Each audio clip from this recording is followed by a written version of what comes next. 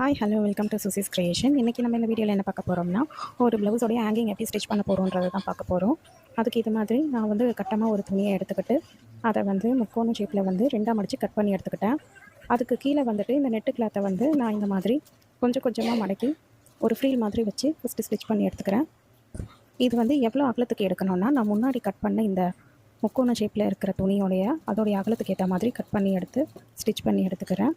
இப்போ நம்ம என்ன செய்யணும்னா, இந்த அகலத்துக்கு ஏற்ற மாதிரி இதை மேலே வச்சுட்டு இதுக்கு மேலே வந்துட்டு இன்னொரு கிளாத்தை எடுத்து வச்சு அதே மாதிரி ஸ்டிச் பண்ணணும்.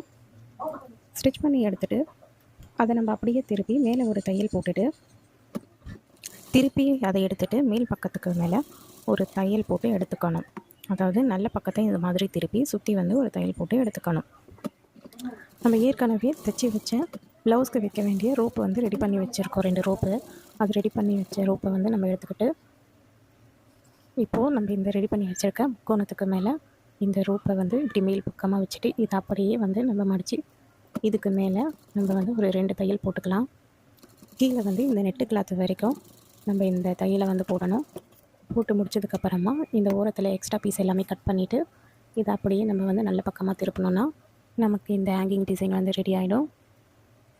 நம்ம இதை தைச்சி முடிச்சுட்டு லாஸ்ட்டாக வந்து இந்த நெட்டு எல்லாமே ஈவனாக இப்படி பிடிச்சிக்கிட்டு சிசரை வச்சு ஈவனாக நம்ம கட் பண்ணி விட்டுடலாம். கட் பண்ணிட்டோன்னா நமக்கு அந்த ரவுண்டு ஷேப் வந்து நல்லா கீழே வந்து அழகாக கிடைக்கும். நீங்களும் இதே மாதிரி ட்ரை பண்ணி பாருங்கள். தேங்க்யூ.